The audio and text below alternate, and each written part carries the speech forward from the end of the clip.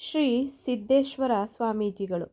ಶ್ರೀ ಸಿದ್ದೇಶ್ವರ ಸ್ವಾಮೀಜಿಗಳು 21 ಅಕ್ಟೋಬರ್ 1941ರಂದು ವಿಜಯಪುರ ಜಿಲ್ಲೆಯ ತ್ರಿಕೋಟ ತಾಲೂಕಿನ ಬಿಜ್ಜರಗಿ ಗ್ರಾಮದ ಸಾಮಾನ್ಯ ರೈತ ಕುಟುಂಬದಲ್ಲಿ ಜನಿಸಿದರು. ಇವರ ತಂದೆ ಓಗಪ್ಪಗೌಡ ಬಿರಾದಾರ ಮತ್ತು ತಾಯಿ ಸಂಗವ್ವ. ಇವರ ಬಾಲ್ಯದ ಹೆಸರು ಸಿದ್ದಗೊಂಡ ಬಿರಾದಾರ. ಇವರು ತಮ್ಮ ಚಿಕ್ಕ ವಯಸ್ಸಿನಲ್ಲಿ ಆಧ್ಯಾತ್ಮದ ಕಡೆಗೆ ಒಲವು ತೋರಿದರು. ಅವರ 14ನೇ ವಯಸ್ಸಿನಲ್ಲಿ 7ನೇ ತರಗತಿ ಓದಿದ ನಂತರ ಮಲ್ಲಿಕಾರ್ಜುನ ಸ್ವಾಮಿಗಳ ಜ್ಞಾನ ಯೋಗಾಶ್ರಮಕ್ಕೆ ಬಂದರು. ಶ್ರೀ ಮಲ್ಲಿಕಾರ್ಜುನ ಸ್ವಾಮಿಗಳು ಅವರ ಗುರುಗಳಾಗಿದ್ದರು. ತಮ್ಮ ಬಾಲ್ಯದ ವಿದ್ಯಾಭ್ಯಾಸ ಮತ್ತು ಆಧ್ಯಾತ್ಮಿಕ ಜ್ಞಾನವನ್ನು ಈ ಆಶ್ರಮದಲ್ಲಿ ಮಲ್ಲಿಕಾರ್ಜುನ ಸ್ವಾಮಿಗಳ ಮಾರ್ಗದರ್ಶನದಲ್ಲಿ ಪಡೆದರು. ಮಲ್ಲಿಕಾರ್ಜುನ ಸ್ವಾಮಿಗಳು ಸಿದ್ದೇಶ್ವರ ಸ್ವಾಮಿಗಳ ಚುರುಕುತನವನ್ನು ಗಮನಿಸಿ ಅವರೊಟ್ಟಿಗೆ ಪ್ರವಚನಗಳಿಗೆ ಕರೆದೊಯ್ಯುತ್ತಿದ್ದರು. ಅವರ ಪ್ರವಚನಗಳನ್ನು ಕೇಳುತ್ತಾ ಜ್ಞಾನವನ್ನು ಸಂಪಾದಿಸಿದರು. ಅವರ ಗುರುಗಳೇ ಅವರ ಮಾರ್ಗದರ್ಶಕರಾಗಿದ್ದರು.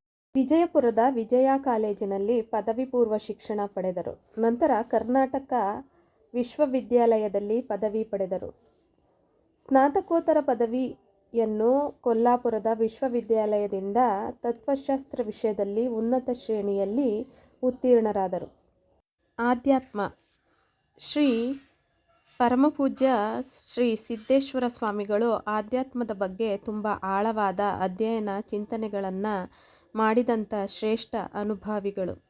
ಮಧುರ ಸ್ವಭಾವದವರು ಆಗಿದ್ದು ಕನ್ನಡ, ಸಂಸ್ಕೃತ, ಇಂಗ್ಲಿಷ್, ಮರಾಠಿ ಮತ್ತು ಹಿಂದಿ ಭಾಷೆಗಳಲ್ಲಿ ನಿಷ್ಣಾತರು. ಇವರು ಜ್ಞಾನ ಮತ್ತು ಹೊಸ ತತ್ವಗಳನ್ನು ಮೆಚ್ಚಿಕೊಂಡಿದ್ದರು. ಅತ್ಯಂತ ಸರಳ ಸಜ್ಜನಿಕೆಯ ಸಾಕಾರ ಮೂರ್ತಿ. ನನ್ನದು ತನ್ನದೆಂಬ ಸ್ವಾರ್ಥತೆಯನ್ನು ಗೆದ್ದ ಮಹಾಜ್ಞಾನಿ.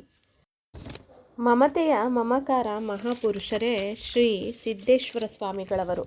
ಇವರು ಸಂತರಷ್ಟೇ ಅಲ್ಲ, ಜ್ಞಾನೋಪಾಸಕರು ಕೂಡ. ಸಂತರು ಪ್ರಪಂಚದಲ್ಲಿ ಬಹಳ ಜನರು ಇದ್ದಾರೆ, ಈಗಲೂ ಇದ್ದಾರೆ. ಆದರೆ ಜ್ಞಾನಯೋಗಿಗಳು ಬಹಳ ಅಪರೂಪ. ಅಂಥವರಲ್ಲೊಬ್ಬರು ಶ್ರೀ ಸಿದ್ದೇಶ್ವರ ಸ್ವಾಮಿಗಳು. ಜ್ಞಾನ ಯೋಗಾಶ್ರಮ ಜನತೆಗೆ ಜ್ಞಾನ ದಾಸೋಹ ನೀಡುವ ವಿಶಿಷ್ಟ ಕೇಂದ್ರ. ಗದುಗಿನ ಶಿವಾನಂದ ಶ್ರೀಗಳ ಪರಂಪರೆಯಲ್ಲಿ ಬಂದ ಈ ಆಶ್ರಮ ಇವರ ಗುರುಗಳಾದ ವೇದಾಂತ ಕೇಸರಿ ಶ್ರೀ ಮಲ್ಲಿಕಾರ್ಜುನ ಸ್ವಾಮಿಗಳ ಕಾಲದಲ್ಲಿ ಅತ್ಯಂತ ಪ್ರವರ್ಧಮಾನಕ್ಕೆ ಬಂತು. ಉತ್ತರ ಕರ್ನಾಟಕದ ಜನಮಾನಸದಲ್ಲಿ ಬಹಳ ಮಹತ್ವ ಪಡೆಯಿತು.